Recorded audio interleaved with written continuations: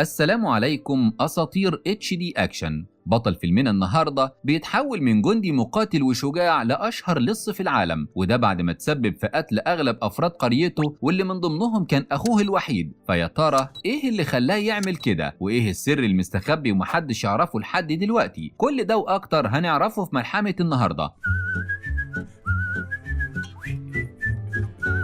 وبيبدأ فيلمنا النهارده بست عجوزة في واحدة من القرى الهندية، وهي بتحكي عن المحاربين الشجعان اللي ماتوا في سبيل تحرير الهند من المحتلين. وبتقول الست دي إن القصة بترجع ل 600 سنة فاتوا، وقتها ملك الهند كان بيحفر في منطقة معينة علشان يبني معبد، واكتشف جوهرة نفيسة جدا وفي مكانها قام المعبد اللي اتبنى في 20 سنة كاملة من تعب رجال القرية الأشداء. والأجداد صنعوا من الجوهرة دي تمثال للإله بتاعهم، وتم الاحتفاظ بيه في مكان محدش يعرفه داخل المعبد المقدس. أما في وقتنا الحالي بيبقى في زعيم عصابة خطير بيسرق وبيستولي على أسلحة الملك. طبعا تم القبض عليه وقعدوا مع واحد من أتباع الملك علشان يحققوا معاه، وبيسألوه عن اللص الأخطر على الإطلاق الكابتن ميلر. وبنلاحظ إن الحكومة التابعة للملك الهندي بتعذب الناس في القرية بمنتهى العنف والقسوة علشان يعترفوا على مكان ميلر، لكن بلا جدوى. وقتها بيقرر الزعيم يحكي حكاية ميلر بالتفصيل، وبيقول لهم إنه قتل 50 ضابط دفعة واحدة بس بسبب أعمال العنف اللي عملوها مع أهل القرية. وبيأكد إن رغم احتلال بريطانيا للهند إلا إن ميلر ما كانش متضايق ولا عنده مشاكل مع البريطانيين. وبنشوف ميلر الشاب ووقتها كان اسمه عيسى، وده اسمه الحقيقي، بيتكلم مع صاحبه إنه في حفلة هتتم في المعبد ونفسهم يروحوها. لكن طبعا الملك الهندي مانع تماما إن أي حد من القرية الفقيرة دي يروح للمعبد حتى ولو من بعيد. علشان كده لما بيقرر عيسى وصاحبه يروحوا علشان يشوفوا الأميرة بيلمحهم ابن الملك وبيتعصب جدا إنهم دخلوا هنا، وبيؤمر الحراس كلهم يقبضوا عليهم فورا. عيسى وصاحبه بيفضلوا يجروا لحد ما بيستخبوا في مكان، وهنا بتظهر بنت جميلة بتاخدهم وبتهربهم من الحراس. فبيسأل عيسى واحدة من القرية على البنت دي، وبيعرف إنها بنت أخو الملك واسمها فيلماتي. ودي يا أسطورة الملك قتل أبوها وأمها زمان وهي المفروض ما تعرفش، لكن اللي بيبقى شاغل بال عيسى إنه وقع في حبها من النظرة الأولى بعد ما أنقذتهم وهي ما تعرفهمش أساسا. وبنلاحظ إن الملك وابنه القاسي بيعذبوا الناس بشكل قوي جدا وعنيف علشان يعترفوا على الاتنين اللي اتجرأوا ودخلوا المعبد. في الوقت ده الأميرة بتتكلم مع فيلماتي على اللي عملته وإنها ما كانتش ينفع تهرب الاتنين اللي دخلوا المعبد. بس فيلماتي بيبقى عندها وجهة نظر إنهم أهل القرية اللي بنوا المعبد في الأساس ومن حقهم زيارته في أي وقت. وقتها الأميرة الشابة بتصدمها إن الستات ما عندهاش رأي، وتحمد ربنا إنها مش في مكان تاني وممكن تكون جارية. أما عيسى فقرر خلاص إنه لازم يروح المعبد علشان يشوف فيلماتي مرة تانية. وأثناء ما تنكر ودخل المعبد علشان يشوفها بيتفاجئ إن الحراس بيجروا وراها لأنها بتحاول تهرب، وقبل ما يمسكوها بيضربهم عيسى بمنتهى القوة وبياخدها لباب البوابة. وقبل ما يعترف لها بحبه بيتصدم إن في شخص مستنيها علشان تهرب معاه. الاتنين بيمشوا تحت أنظار عيسى اللي بياخد أول ضربة في حياته بعد ما أنقذ البنت الوحيدة اللي حبها قلبه. بعدها بيقرر عيسى يسيب كل حاجة وينضم للجيش البريطاني. أخوه الكبير سينج بيزعق معاه لأنه من المقاومة اللي بتحارب علشان استقلال الهند، بس عيسى بيبقى يائس جدا وبيأكد له إنه مفيش حاجة هتتغير لأنهم حتى مش قادرين يدخلوا المعبد اللي أجدادهم بنوه. وده مش بسبب البريطانيين، لأ، ده بسبب الملك الهندي وابنه اللي ما يعرفوش حاجة عن الرحمة وبياخدوا أوامرهم من البريطانيين. وبعد الخناقة اللي حصلت بين الأخين انضم عيسى للجيش البريطاني اللي أهم قواعده هي القتل وتنفيذ الأوامر بدون نقاش. وبتبدأ التدريبات القوية في الجيش، وكل واحد فيهم بياخد بدلة عسكرية، وبدلة عيسى بيبقى مكتوب عليها اسم ميلر، وده لأن البريطان ما يعرفوش ينطقوا الأسامي الهندية، فبيكتبوا لكل جندي اسم إنجليزي علشان يعرفوا يتواصلوا معاهم بسهولة. واسم ميلر بالتحديد بيعجب عيسى جدا، وبيقول لأصحابه إنه هيبقى الكابتن ميلر مش مجرد جندي والسلام. وما بيعديش كام يوم والقائد بياخد عيسى ورفقائه علشان يفضوا مظاهرة عاملها مجموعة من أهل القرية ضد بريطانيا. وبيبقى عيسى مفكر إنهم هيروحوا يتكلموا معاهم ويخلوهم يمشوا وخلاص، لكن بمجرد وصولهم بيؤمر القائد جنوده بإطلاق النار. أغلب الجنود بيتصدموا، وعيسى مش قادر يضغط على الزناد ويقتل أفراد قريته، لكنه بيضطر يوافق وعينه كلها دموع وما بيبصش حتى الرصاص بيصيب مين ولا مين. الناس العزل بيقعوا واحد ورا التاني في مشهد مهيب، الناس دي مش معاها أسلحة تدافع عن نفسهم، ومع ذلك القائد القاسي طلب إطلاق النار بلا رحمة. وبيحكي الزعيم وبيقول إنه ميلر وقتها قلبه كان مليان بالعاطفة ومش مصدق اللي حصل قدامه. صاحبه اللي اتعرف عليه جات له حالة انهيار، وبيفضل يزعق ويصرخ بعد اللي عمله مع الناس الأبرياء. فبيغضب القائد منه وبيديله طلقة في نص دماغه ويقضي عليه تماما تحت أنظار صاحبه ميلر.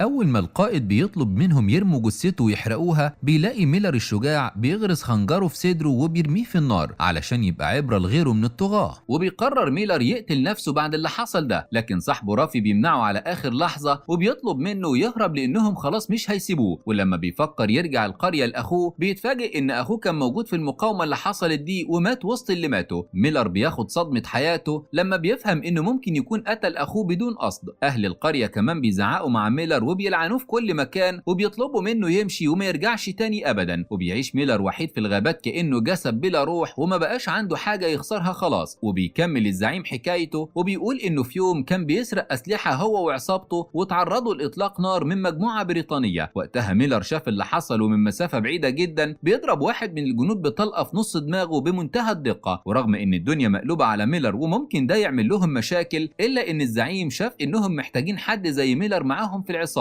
لأنه قوي جدا وصاحب مهارات قوية. ومن بعدها انضم ميلر ليهم، وبقوا الناس ييجوا يشتكوا له من المغتصبين البريطان، وهو يجيب المغتصبين دول ويقتلهم بأبشع الطرق علشان يبقوا عبرة لغيرهم من الفاسدين. وبنفهم إن العصابة دي هدفها سرقة السلاح من بريطانيا وبيعه، وبعدها يوزعوا فلوسه على الفقراء. يعني بمعنى أصح هي حركة لمقاومة الاحتلال أكتر من كونها عصابة شرسة. وبيعملوا طقوس مجنونة جدا وميلر بيبقى معاهم، وكل مهمته يقتل أكبر عدد ممكن من الجنود البريطان. ووسيلة تواصله الوحيدة بالقرية كان صاحبه اللي معاه. وبيتفاجئ ميلر إن صاحبه مش عاجبه اللي بتعمله العصابات وعاوز يرجع للقرية، فبيزعق معاه ميلر وبيقول له إن دي ما بقتش قريتهم خلاص، وبيطلب منه يمشي لوحده ويرجع لها. وفي واحدة من العمليات بيتصاب ميلر بطلقة في ظهره، فبياخدوه على مكان تابع ليهم علشان تعالجوا الدكتورة اللي هناك. والمفاجأة إنها تبقى في الماتي حبه الأول. وبعد ما بتعالجه بتكتشف إنه كان السبب في قتل أخوه، وكمان جوزها كان موجود مع المقاومة السلمية ومات هو كمان. وبتتضايق في الماتي جدا إنها أنقذت الراجل اللي قتل جوزها، وطبعا ما تعرفش إنه هو ده اللي سلمها لجوزها وهربها في المقام الأول بسبب تغيير شكله الكبير عن زمان. ساعتها في الماتي بتدخل تطلب منه يقتل ابن الملك الهندي لأنه طاغية ومبوظ حياة الشعب خالص، ودي الحالة الوحيدة اللي هتسامحه فيها في الماتي. فبيقوم ميلر المرهق نفسيا وجسديا وبياخد الموتوسيكل بتاعه وبيمشي. وتاني يوم بيتفاجئ الملك إن في بينهم خاين قال للبريطان على مكان كنزهم النفيس والتمثال المقدس بالنسبة ليهم. طبعا القائد البريطاني دخل خد الصندوق فورا ومشي من غير ما حد يقدر يقول له حاجة. وبنكتشف إن الراجل اللي بيحقق مع زعيم اللصوص هو الخاين. وبعد ما بيمشوا بيقرر الملك يجيب صاحب ميلر وبيطلب منه يوصلهم بميلر ضروري لأن التمثال بتاعهم اتسرق وهو الوحيد اللي يقدر يرجعه. طبعا ابن الملك بيبقى متضايق من القرار لأنه بيكره ميلر لكن مفيش حل تاني. فبيروح صاحب ميلر لزعيم اللصوص يطلب منه يكلم ميلر في الموضوع وما يعرفوش إنه للقرية وإلا هيرفض. وقتها ميلر كان بيحكي لواحد عن فيلماتي وإنه زي ما جوزها قتل جوزها من غير ما يعرف. وهنا بيجي ابن الملك ورجالته وبيطلبوا من ميلر يساعدهم في سرقة التمثال من بريطانيا لأنه شرفهم وما ينفعش يفضل بعيد عن المعبد. ورغم سخرية ميلر من ابن الملك إلا إنه بيوافق. وبالفعل أثناء ما كان القائد البريطاني وجيشه ماشيين بالعربيات ومعاهم التمثال، هجم ميلر وأتباعه عليهم ودمروا العربيات تماما. وقتها قامت حرب وضرب نار بين الطرفين، لكن الكفة كانت ميالة لميلر وأعوانه لأنهم عاملين كمين احترافي وبغتوا الجيش البريطاني بوابل من الهجمات الشرسة والعنيفة. وبيقدم ميلر أداء أسطوري وبيقضي على أغلب الجنود لوحده، وبيفضل ورا القائد البريطاني اللي بيتضح إنه ابن الحاكم البريطاني وبيهدده إن أبوه مش هيسيبه. ساعتها ميلر بدون تردد بيديله كام طلقة بيخلص عليه نهائي، وبياخد الصندوق وبيقرر يهرب بيه بعد ما ساب لفريقه رسالة بالمكان اللي هيروحه. طبعا البريطان بيستدعوا الملك وابنه علشان مقتل ابن حاكم بريطانيا لأن دي مشكلة كبيرة، وكمان الملك كان مخبي عليهم موضوع الصندوق وإنه يعرف مكانه. وعلشان كده قرروا إن المعبد والقرية هيبقوا تابعين بشكل كامل لبريطانيا خلاص. وبيبدأوا قتل وتعذيب في أهل القرية الغلابة علشان يعترفوا على مكان ميلر. وبيبقى ابن الملك الهندي واقف يتفرج وهو فرحان لأنه شخصية سادية وما عندوش قلب ولا رحمة. ساعتها بيفتكر ميلر الست وهي بتحكي عن المعبد والتمثال وبتقول إنه دايما بيظهر بطل يحافظ على الاتنين في أمان. وبنفهم إن الست دي تبقى أمه وأخو سينج من بداية حياته وهو في المقاومة وبيحاول يحرر الهند من الاحتلال البريطاني. وأثناء ما كانوا بيحتفلوا بيهجم عليهم البريطان علشان يقبضوا على زعيم المقاومة سينج، وبتقع الأم تتخبط في حجر وبتموت وهي بتنده على أولادها الاتنين وتحت أنظار ميلر. وبيفوق ميلر من ذكرياته وواحد بيعرفه حقيقة القرية وإنها بتتدمر حاليا بسببه. كمان في الماتي بتعرف من واحد من أتباع ميلر بحقيقته وإنه هو اللي هربها قبل كده مع جوزها. فبيرجع ميلر للقرية وبيبدأ يدمر ويقتل كل اللي بيظهر بيظهر قدامه بدون رحمة. الجميع في حالة من الذعر بسبب القوة الغاشمة اللي عند ميلر الأسطوري، عمال يقتل فيهم يمين وشمال ومحدش قادر يقف قدامه نهائي. ساعتها ميلر بيقف قدام الجنود اللي مسكوهم، وبيبقى من ضمنهم هنود من القرية انضموا زيه للجيش البريطاني، وبيقرر انه يفرج عنهم ويقعد البريطان بس. وبدون اي تردد بيقرر ميلر يفتح الرشاش ويخلص على الجنود دول، وهو بيقول لهم ان اسمه الكابتن ميلر. وبيعرف من باقي الجنود الهنود انهم قرروا يهجموا عليهم يخلصوا على كل اهل القرية نهائي بجيش ضخم. وقتها الكل بيخاف ما عدا ميلر، وبنكتشف ان القائد البريطاني لسه عايش وطلع من النار حي بس مشوه. وبيقرر ميلر بعد ما بيسمع من فيلماتي انه ينقل الكل للمعبد علشان يبقوا في امان، وبيقف قدام ابن الملك ومعاه التمثال مقابل انه يدخل اهل القرية للمعبد. ورغم رفضه الا ان فيلماتي دخلت هي وكم واحد من المكان السري ووصلوا للمعبد بالفعل، وبيتم الهجوم على ابن الملك واعوانه. وفيلماتي اول ما بتشوف الملك اللي قتل ابوها وامها فورا بتديله طلقة وبتخلص عليه نهائي. وميلر كمان بيبقى دمر ابن الملك وبيطعنه في كتفه بالخنجر، وبيخليه يشوف اهل القرية وهم بيدخلوا المعبد وبيبقى هيتحسر حرفيا. وقتها بيديله ميلر طلقة في دماغه يخلص الناس كلها من شره وينفذ وعده لفيلماتي. وتاني يوم بيجهز الجيش البريطاني بالأسلحة والجنود علشان يهجموا على المعبد ويدمروه تماما. فبيظهر قدامهم ميلر لوحده وبيتمشى بمنتهى الثقة والقوة، وبيعلن ان عصر القوة بدأ خلاص، لكن المرة دي من عندهم. القائد المشوه اول ما بيشوفه بيأمر الجنود بالهجوم فورا، بس ميلر العبقري بيبقى عامل كمين متفجرات، وبمجرد وصول الجنود عند نقطة معينة بينفجر المكان بيهم واغلبهم بيموت وبيتحرق، واللي باقي منهم بيقوم بأمر من القائد علشان يبدأوا أشرس حرب عرفتها القرية عبر التاريخ، ضرب نار وقنابل من كل اتجاه. ووسط كل الحرب الدامية دي بيقف الكابتن ميلر الأسطوري يضرب النار بلا هوادة، وبمنتهى الشجاعة بيخلص على مجموعة كبيرة من الجنود. ميلر بيحس إن الكفة هتميل لصالح البريطان اللي عددهم كان أكبر منهم، لدرجة إن فيلماتي نفسها مسكت سلاح وطلعت تساعد ميلر في قتل الأعداء. ووقت ما شبح الهزيمة كان بيخيم على المكان بيظهر مجموعة من المقنعين، وبتبقى المفاجأة الكبرى إن أخو ميلر لسه عايش وكان مختفي طول الوقت ده. سينج بيهجم هو وأعوانه بمنتهى الشجاعة. ميلر لما بيشوف أخوه ما بيكونش مصدق نفسه، وبيبدأوا يخلصوا على باقي الجنود هو وأخوه بمنتهى الجسارة. فيلماتي نفسها لما جندي بيمسكها بتديله بالدبوس في عينه بدون تردد. حرب شرسة ومميتة بيتعرض ليها الجنود اللي مشكلتهم إنهم اتحدوا ميلر الأسطوري، وبتنتهي الحرب أخيرا بموت جنود العدو واحد ورا التاني بفضل دعم سينج. وأول ما كاهن القرية بيشوف التمثال رجع لهم من تاني كأنه روحه رجعت له حرفيا، وشعب القرية كلهم بيبقوا فرحانين. أما على الطرف التاني بتبقى الأميرة الشابة بنت ملك الهند مصدومة من اللي حصل لأخوها وأبوها، وبتقرر إنها لازم تنتقم من اللي كانوا السبب في قتله. وده بيسيب لنا الباب مفتوح لجزء جديد من الملحمة القوية دي. علشان كده يا أسطورة اتأكد إنك مشترك في القناة ومفعل الجرس، لأن الجزء الجديد أول ما ينزل هتبقى أول واحد يشوفه. وبكده بينتهي فيلمنا النهاردة. ما تنساش تدعمنا بلايك وتكتب لنا رأيك في كومنت علشان توصل لك كل ملخصات